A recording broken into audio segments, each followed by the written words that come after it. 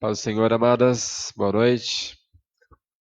Hoje não temos área VIP aqui. A pastora Maria está em Nazaré e a irmã Soninha está lá na igreja com a Débora. E ela me notificou de que ela não vai estar participando hoje. Hoje daremos continuidade à carta aos Efésios, o comentário da carta aos Efésios. Sim, Beth, o som ele estava desligado até eu começar. Eu deixei para não ficar gravando o ambiente da casa, nem por imagem nem por som. Estou acompanhando aqui por dois meios hoje, tanto pelo computador quanto pelo celular. Então, por aqui eu tenho mais informações. Irmã Paulina está nos assistindo, a Paz também. Ah, vamos lá. Semana passada nós fizemos a introdução da carta, falamos um pouco sobre o apóstolo Paulo, sobre as cartas, o padrão de como ele se dirige aos irmãos da fé. E hoje nós iremos começar descrevendo os motivos pelos quais Deus chamou o apóstolo Paulo para ser o cabeça da igreja gentílica, ou seja, dos gentios. Vamos começar com uma oração. Pedir para minha parceira aqui iniciar com uma oração nos levando a Deus, amém?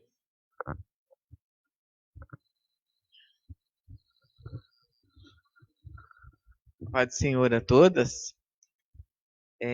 Vamos orar para nós fazer início da nossa célula.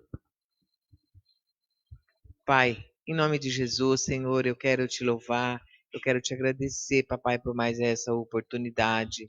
Papai, muito obrigada, Senhor, por cada um de nós que estamos tentando, pelo menos, fazer alguma coisa para o louvor da tua glória. Pai, abençoa a nossa célula, papai querido, abençoa cada um que está assistindo, abençoa o Robinho que vai dirigir, papai, em nome de Jesus. Eu oro e te agradeço desde já, em nome de Jesus. Amém. Amém. O texto base do trecho de hoje é Carta aos Efésios, capítulo 1, apenas os versos 1 e 2. Quem quiser acompanhar, vai dar um tempinho.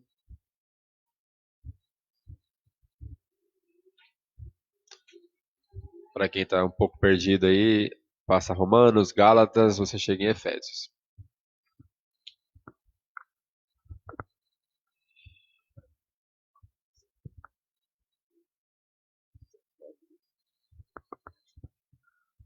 Novamente, meu apoio aqui. Nós vamos ler em Efésios 1, versículo 1 e 2. Paulo, apóstolo de Jesus Cristo, pela vontade de Deus, aos santos que estão em Efeso e fiéis em Cristo Jesus. A vós graça e paz da parte de Deus nosso Pai e da do Senhor Jesus Cristo. Amém. Como eu estava dizendo na semana passada, Paulo ele tem um diferencial dos demais apóstolos. Né? Ele sempre começa as cartas dele, não somente a de Éfeso, mas para Galácia, Tessalônica. Se você for analisar sempre os primeiros capítulos das cartas, após o livro de Atos, após Romanos, a grande maioria das cartas foi escrita por Paulo. Né? E ele sempre começa se apresentando como servo de Deus, pela vontade de Deus, por Jesus Cristo. Né? É um diferencial dele. E é interessante que ele não usa a base farisaica dele, a formação judaica, para quem não conhece a história ainda do apóstolo, mais detalhada, ele foi ensinado aos pés de Gamaliel, que era um dos homens mais sábios da religião judaica, mas mesmo assim, com todo esse gabarito, né, ele não se apresenta nas cartas. Olha, eu sou fariseu, eu aprendi toda a lei e tal. Não. Ele deixou isso de lado. Todo esse, eu posso dizer assim, um crachá, uma. Ele não dá carteirada, né? Ele chega e se apresenta como servo de Deus. e que agora ele vive para Cristo. Né? Então, quando você se auto-intitula servo, você deixa claro: eu sou servo, eu vivo para o meu Senhor. Né? É diferente de um mero seguidor, de alguém que se. Qual seria a palavra? Alguém que se identifica com um líder. É muito mais do que isso. Um servo, ele vive para o seu Senhor. Então, ele sempre deixa bem claro isso nas saudações e introduções das cartas dele. Vamos aos motivos, né? Nosso pastor ele listou aqui alguns motivos principais do porquê nosso Senhor escolheu a Saulo, ainda, né? Quando ele ainda perseguiu os cristãos, para ser Paulo e para ser o cabeça da igreja dos gentios. Vamos ao primeiro motivo. Aqui.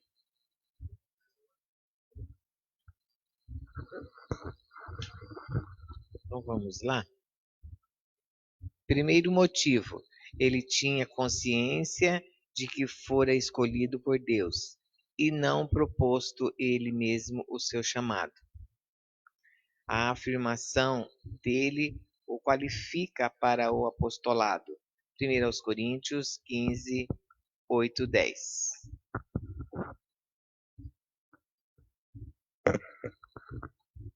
Já deixei a colinha pronta aqui. 1 Coríntios, capítulo 15, de 8 a 10.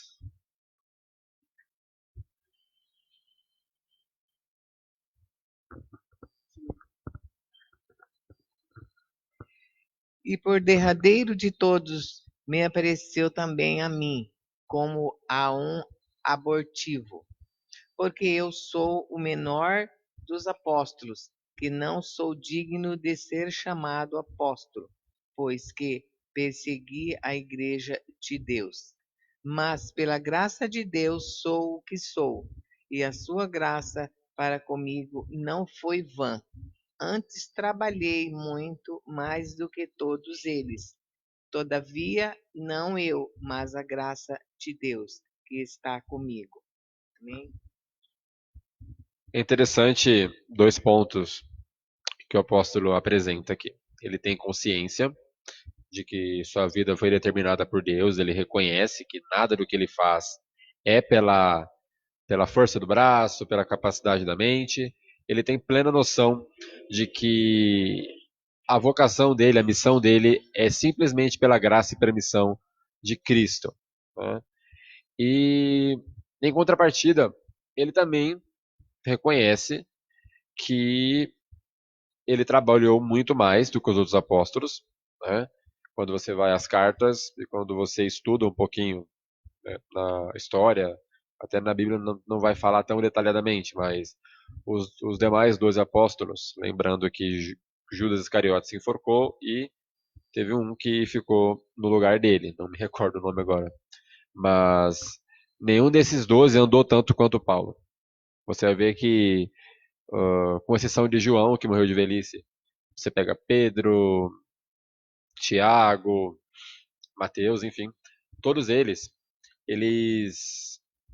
morreram muito rapidamente. Eles saíram para pregar na primeira cidade, na segunda eles já eram martirizados, mortos crucificados, apedrejados, cerrado ao meio, enfim. E Paulo foi o que mais conseguiu percorrer, né?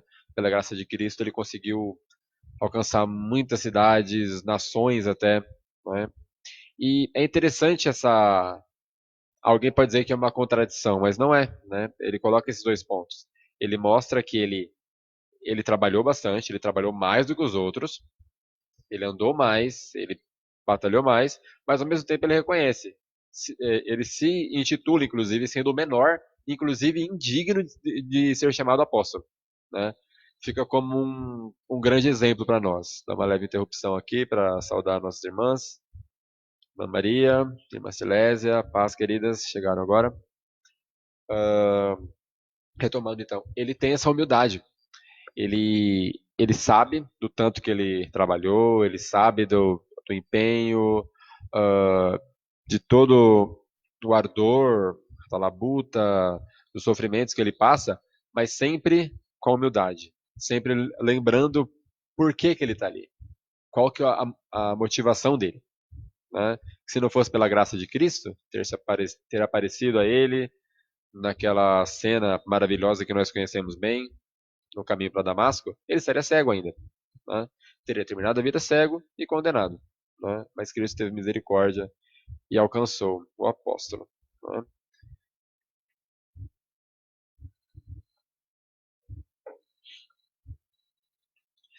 É interessante que ele foi chamado pessoalmente, né? Mesmo sendo deixado por último, deixado, entendam entre aspas, né? Todos os outros tiveram um encontro pessoal com Cristo, foram chamados, assim como eu citei aqui Mateus, né? Estava lá na alfândega, Cristo vem e chama ele, né? Mas com Paulo, Cristo tinha um chamado mais específico, né? Ele tinha que ser ele, né? Tinha que ser alguém na posição dele para a missão que ele ia fazer. E isso nós vamos tratar nos pontos seguintes.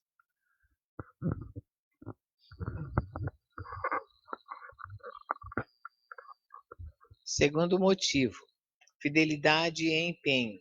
A perseguição de Paulo à Igreja de Cristo não era ódio, era sim o empenho do apóstolo para manter o que ele cria em ordem. Ao ver o empenho e o zelo dele pela sua religião, Deus o escolheu para ser o homem que foi, suportando lutas constantes para pregar o Evangelho e manter as igrejas dentro da meta, que é Jesus. Atos 22, 3 a 5. Também deixei uma colinha aqui. Atos 22, versos 3 a 5. Quer ler? Eu leio. 3.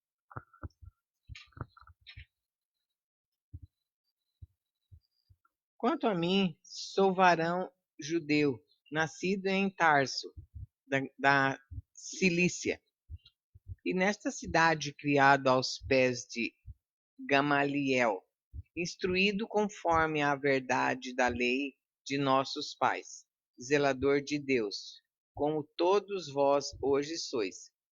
E persegui este caminho até a morte, prendendo e metendo em prisões tanto varões como mulheres, como também o sumo sacerdote me é testemunha, e todo o conselho dos anciãos, e recebendo destes cartas para os irmãos, fui a Damasco para trazer maniatados para Jerusalém aqueles que ali estivessem, a fim de que fossem castigados. Amém. Aqui o texto bíblico confirma o trecho da apostila que a mãe leu sobre o ponto de que Paulo ele tinha ainda na cegueira da velha religião, ele tinha aquela convicção de que ele estava fazendo a coisa certa, de que ele estava agradando a Deus e perseguiu os cristãos. Até aí ele entendia como seita do caminho, né? Ele, segundo a lei judaica, qualquer ensinamento que fosse fora uh, do conhecido por nós como o Antigo Testamento, o que fugisse dali era heresia e era punido com prisão, era punido com o rigor da lei da época, né?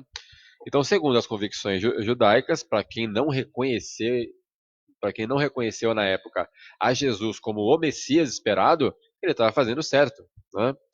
Diferente de hoje, que nós simplesmente ignoramos os hereges, pessoas que querem distorcer, até hoje, em Jerusalém, entre o povo judeu, eles não têm tolerância nenhuma com nada que fuja uh, da palavra que eles têm, da Bíblia que eles têm lá, entendam, de Malaquias para trás. Né?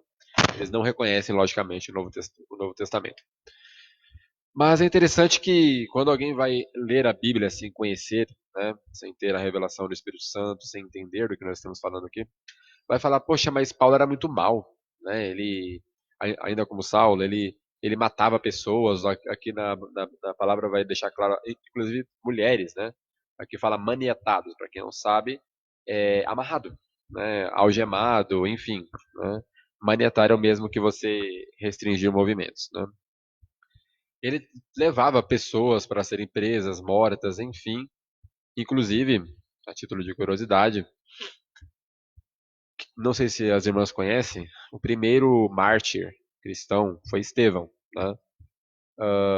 E Paulo participou disso, né? Quando nós vamos estudar um pouco, ele participou da divisão dos despojos, das vestes de Estevão, né? Ele presenciou toda a cena, ele sendo apedrejado, e para ele aquilo era um troféu, né? As roupas de um herege, né? Que estaria contra a lei judaica, contra os ensinamentos de Deus, enfim. E ele tinha essa convicção, né? Até Jesus ter aquele encontro com ele e perguntar: por que me persegues? Né? Quem ele achava que ele estava favorecendo a Deus, ele estava fazendo um serviço para Deus, agora ele descobre que ele está atacando, ele está perseguindo a Deus. Quando nós vamos usar a palavra também, nós vemos. Deus deixa claro para nós: quando alguém nos ataca por causa do evangelho, não está atacando a nós, está atacando a ele. Quando alguém é atacado, quando um irmão ataca o outro por motivos pessoais, não tem nada a ver. Quando ataca com a razão da palavra, né, está atacando a Deus, né, e a punição vem sobre esses. A ira de Deus é derramada. Uh, enfim, quando nós temos um inimigo a combater, nós temos que conhecê-lo. Por isso que eu citei no começo, na introdução. Não tinha ninguém no meio dos que Jesus escolheu melhor do que Paulo para combater a velha religião, não para combater os judeus. Nós entendemos que Cristo veio para cumprir a lei, e o povo judeu era o povo escolhido, e ainda é, mas para combater a religiosidade, a hipocrisia. Você vê nos evangelhos, principalmente em Mateus, isso é bem explícito. Jesus censurando os fariseus, falando palavras pesadas, raça de víboras, porque eles estavam presos à velha religião. Era muita pompa, né? Você vai ver ele citando vestimentas, pessoas que amavam ser saudadas, né? Tipo, um líder da sinagoga A, praça pública, gritar: Rabi, mestre, bom ver o senhor aqui. Então eles gostavam dessas lisonjas, né? Eles gostavam dessa pompa de serem reconhecidos pelo povo, né? E Jesus ele veio para censurar isso, né? E o apóstolo Paulo não tinha ninguém melhor do que ele para conhecer, porque ele veio desse meio. Quando você vai ver os demais apóstolos, Mateus tomava conta dos impostos para Roma. Você vai ver os demais apóstolos, alguns pescadores, mas o único que estava no meio ali da velha religião, que era praticante, conhecia tudo, e agora, como seguidor de Cristo, ele tem como combater o que ele conhecia, ninguém melhor do que Paulo. Não é? E aqui eu fiz uma comparação, né, com Martinho Lutero. Creio que eu já tenha falado sobre ele em algumas células atrás. Na Idade Média, a Igreja Católica dominava o mundo, né, e o Evangelho, como nós conhecemos, sem inserção de idolatria, sem heresias, enfim, ele estava meio que abafado, né? A Igreja Romana dominava todo o ensinamento, só a elite tinha acesso à Bíblia, né? E ele veio combater exatamente o meio da onde ele saiu.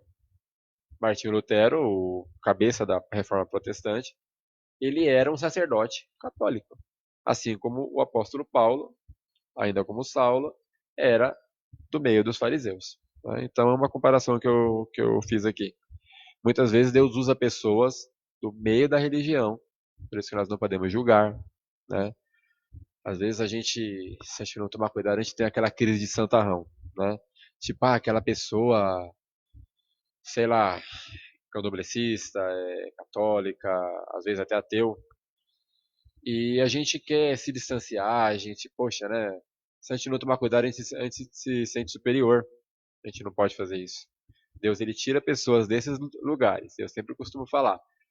Quando elas vêm para Cristo, elas têm um testemunho 4, 5 vezes maior do que o nosso. Porque elas vêm com ímpeto, uma vontade. Nós temos na nossa igreja o exemplo da família do irmão Alessandro.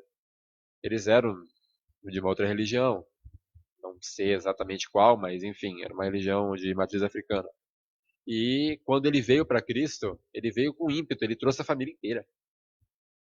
Eu costumo brincar, né, que se for dividir a igreja em 4 pedaços, né, um quarto da igreja, dependendo dos cultos, ele é a família dele. Quantos de nós conseguimos fazer isso? Né?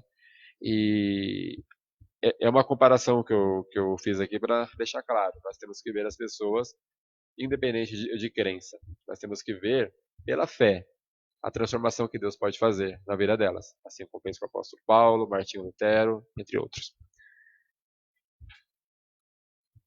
Um minutinho para molhar a garganta aqui.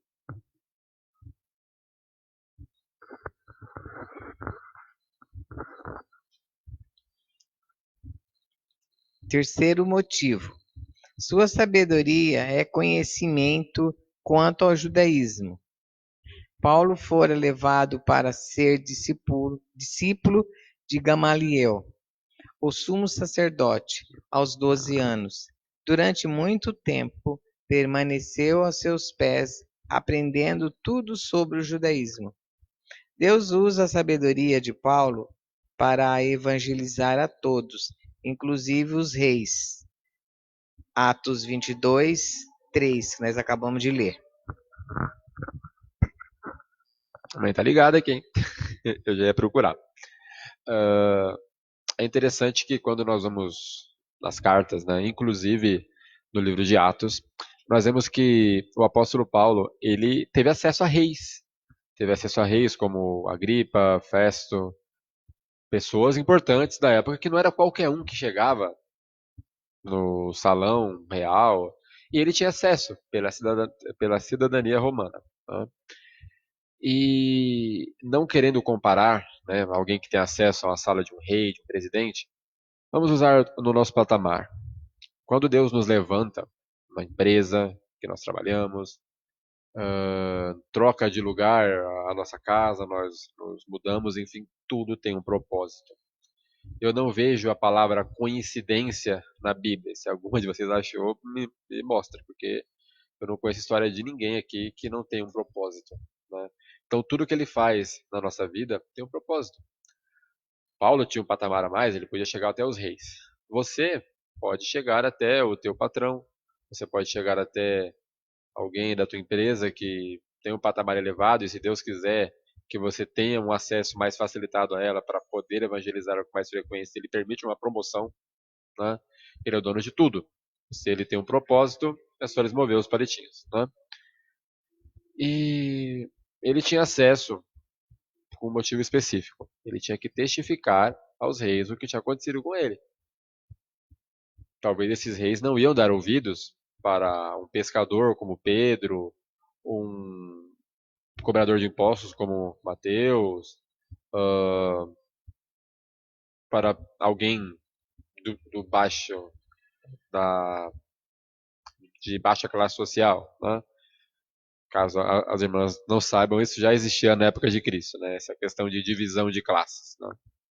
E Paulo, por estar no meio dos fariseus, da alta cúpula, né, da religião judaica, ele tinha acesso aos reis, ainda como Saulo, e tanto agora também como alguém do caminho, que hoje nós conhecemos como cristão, ele mesmo assim, pela cidadania, olha a importância que tinha a cidadania nessa época, ele tinha acesso aos palácios, ele podia entrar, bastava se declarar e provar que ele era romano. Né?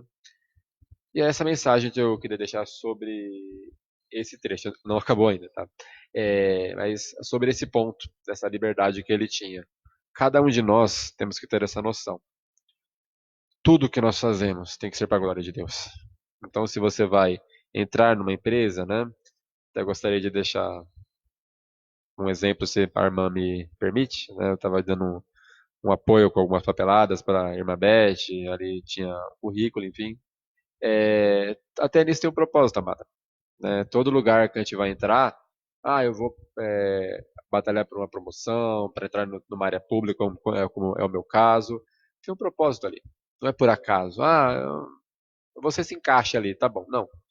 Você tem um propósito a cumprir naquele lugar. Basta que nós tenhamos consciência disso, que não é apenas o trabalho, que não é apenas uma mudança, né, como talvez poucas aqui saibam. Onde nós estamos hoje, pelo menos eu, né, minha terceira casa. Cada um desses lugares teve um propósito. Agora, se nós procuramos em Deus saber qual é esse propósito, aí já é algo da nossa consciência, né? Mas que tem, tem. É esse ponto que eu queria comparar para as amadas. Próximo ponto.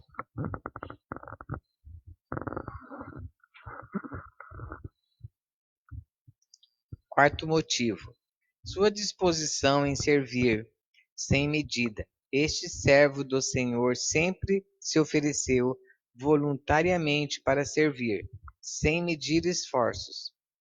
Trabalhava com as próprias mãos para se sustentar, pois tinha a profissão de tendeiro. Atos 18, 3.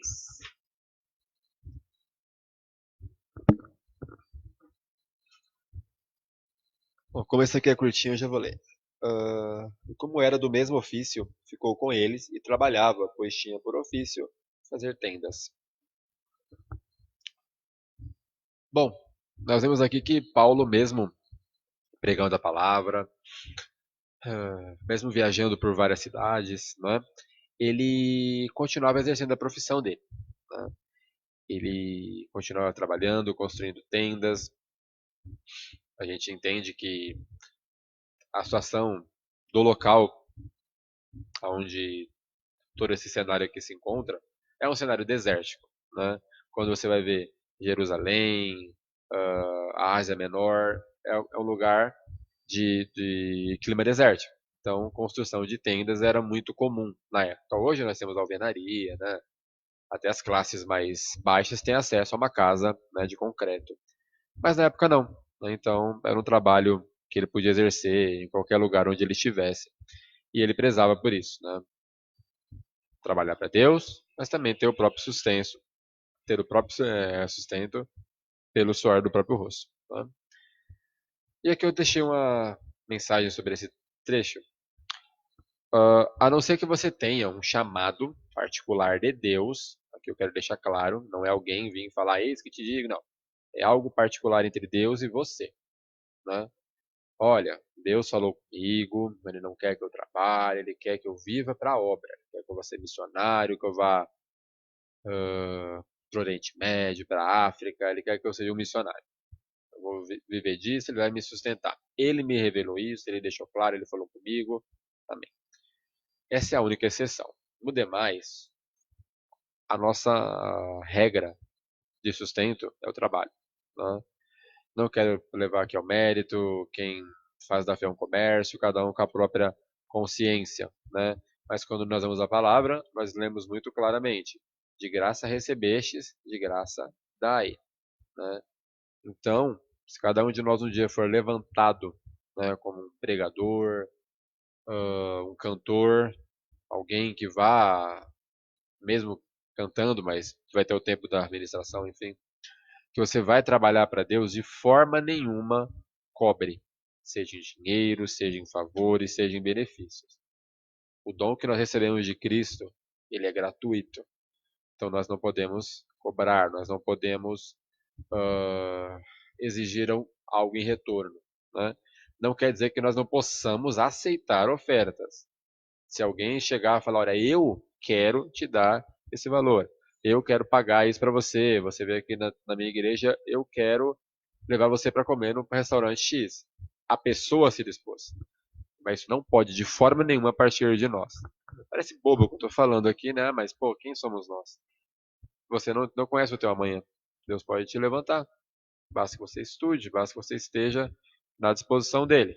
Confesso que púlpito nunca foi minha ambição, mas amanhã ou depois, amanhã ou depois, aliás, nós não sabemos. Né? Deus muda os planos, muda as nossas rotas e a vontade dele é que prevalece. E, enfim, o ponto importante sobre isso é que nós devemos dividir o nosso tempo. Enquanto Deus não chama, se é que ele vai chamar algum ou alguma de vocês, né? para o trabalho missionário, para algo que não dá para trabalhar para ter o sustento financeiro, a menos por isso, nós temos que dividir bem. Nós temos que ter tempo para cada coisa, como está escrito em Eclesiastes 3. Né?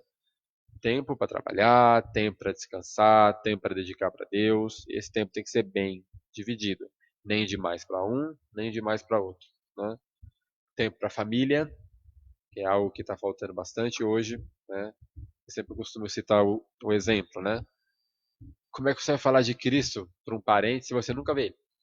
Você nunca telefona, nunca fala um oi, vê 10 minutos dentro de um ano, quer socar a Bíblia goela abaixo e quer que ele veja um testemunho. Isso não vai acontecer. Primeiro a gente ganha pra gente, para depois ganhar para Cristo. Então por isso que Eclesiastes 3 é um texto muito importante para nós. Nós temos que dividir muito bem o nosso tempo, até como testemunho do que Cristo fez na nossa vida. Ele não apenas nos trouxe o Evangelho, mas ele nos deu a sabedoria, né, para dividir o nosso tempo, dividir as nossas prioridades. Amém? Vamos ao último, penúltimo ponto. Quem conhece a história deste homem de Deus sabe que ele não teve descanso. Trabalhou mesmo doente e sem forças. É exemplo para todos os que vieram depois dele para o Evangelho de Cristo. Bom, é apenas um reforço do que eu já havia dito. Né? O empenho de Paulo ele é descrito em várias cartas. Né? Ele é preso, ele é perseguido. Você vê em alguns momentos ele sendo chicoteado, ele sendo injustiçado de várias maneiras. Inclusive ele chega à velhice ainda, né? Ele percorre muitos lugares e quando ele está na cadeia ele já está bem avançado em idade, bem debilitado de saúde, né?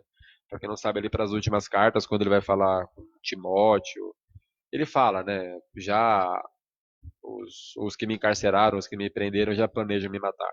Então ali ele já está bem abatido. Não imaginem o apóstolo Paulo, um meninote de 28, 30 anos. Né? Ele foi longe em idade trabalhando para Deus. Tá? Vamos então ao último ponto.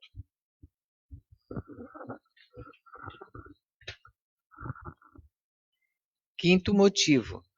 Sua cidadania romana, Paulo, como cidadão romano, tinha muito mais facilidade em entrar nos lugares mais altos da corte romana. Quando ele apelou para César, com a finalidade de escapar dos judeus em Jerusalém, pregou a pessoas muito importantes, como os reis Agripa e Festo, relatados por Lucas no capítulo 25 de Atos. Em Atos 22, 25 e 27, temos o registro de sua apelação como cidadão romano. Bom, eu deixo o capítulo 25 de Atos para a lição de casa, né, para vocês lerem com o tempo. Vamos então a Atos 22, de 25 a 27. E ouviram-no até esta palavra e levantaram a voz, dizendo: Tira da terra um tal homem, porque não convém que viva. Peraí, eu tô lendo errado aqui. Desculpem. 25.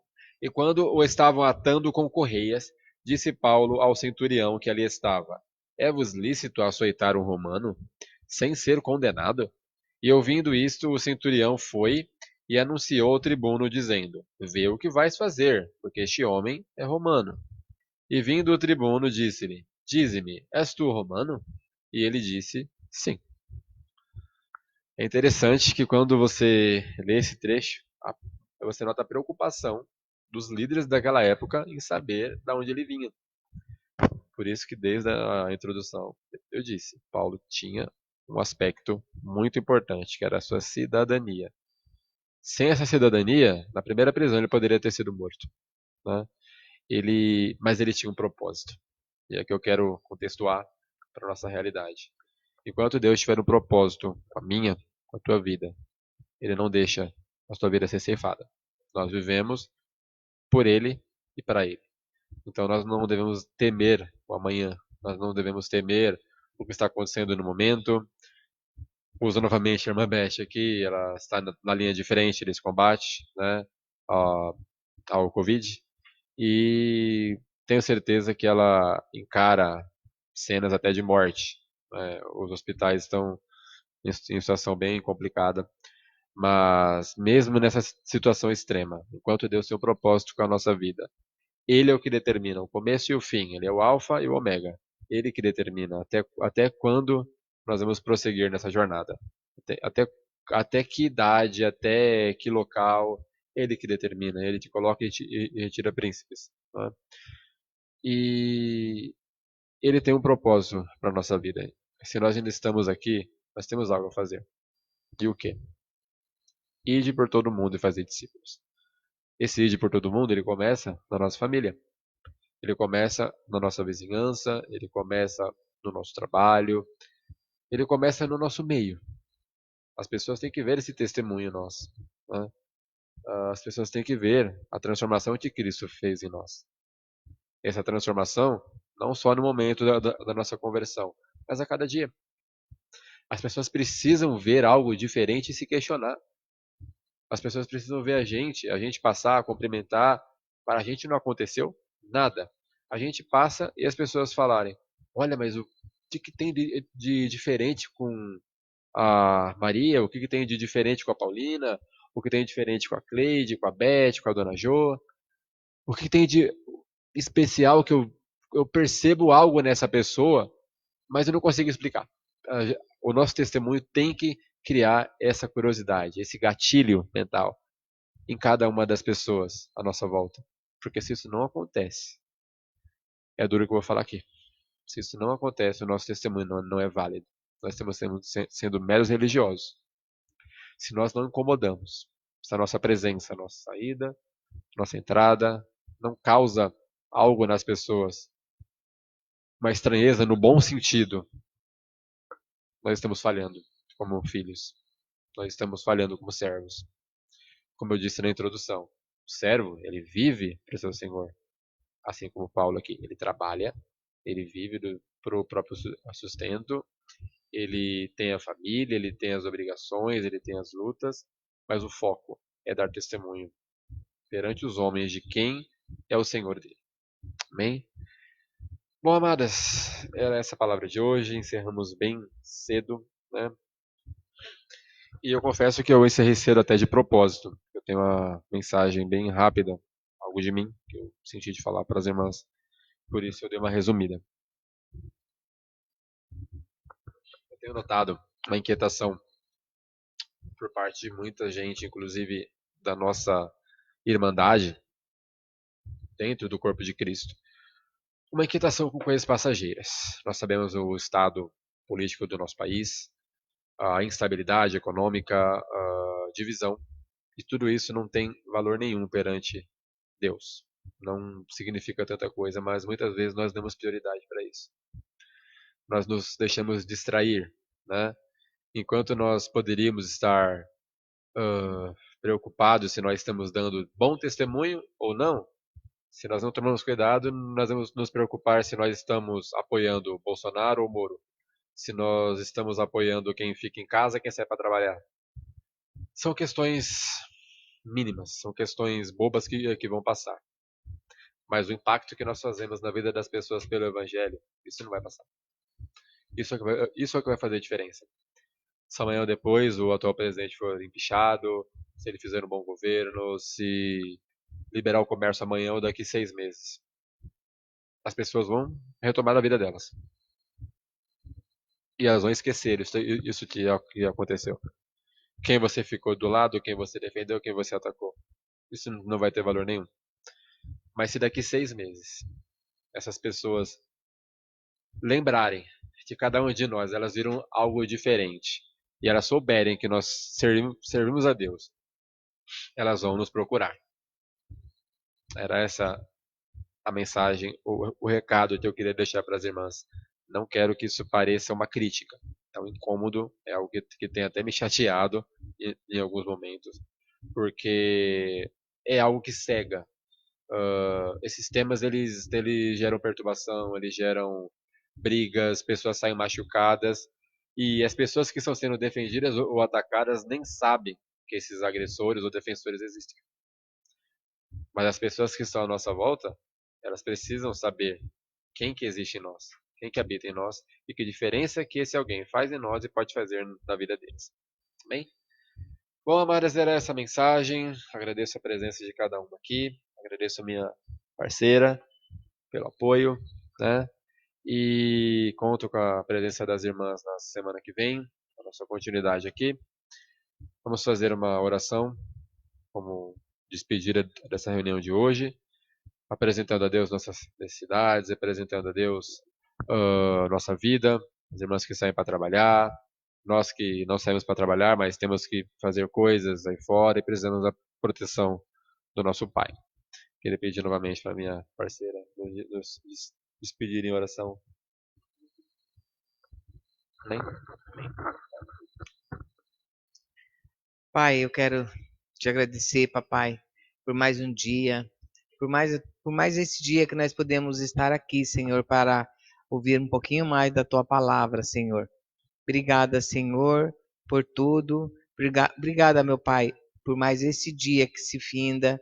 Eu peço que o Senhor dê uma noite de paz para cada uma de nós, Senhor, em nome de Jesus. Abençoa teus filhos, papai, e guarda eles de todo mal, papai querido.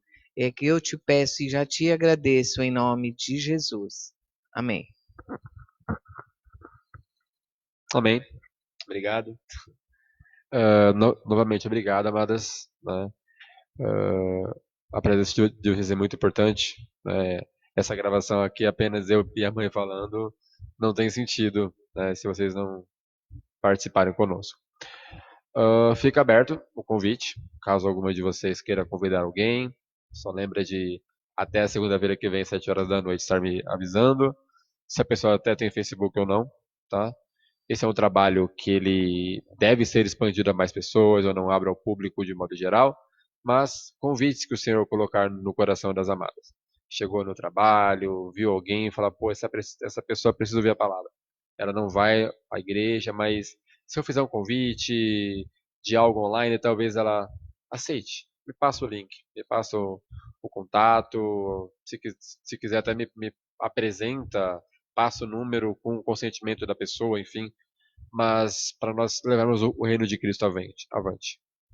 Essa palavra de Efésios, nós vamos tratar nos próximos capítulos da eleição, de como Cristo nos chamou antes da fundação do mundo e de como Cristo chamou muitas dessas pessoas que estão à nossa volta, só que elas ainda não sabem, elas não tiveram esse encontro que Paulo teve com Cristo. Então vamos deixar o nosso coração disponível para o Espírito Santo, se ele tocar o nosso coração, nós estamos alertas. Amém? Novamente, obrigado. Deus abençoe a todas. Uma ótima noite. E até mais. Aliás, minha parceira aqui me lembrou. Alguém quer perguntar alguma coisa? Estou com a lista de comentários aqui atualizada. Se alguém quiser perguntar, fazer algum comentário. Ok?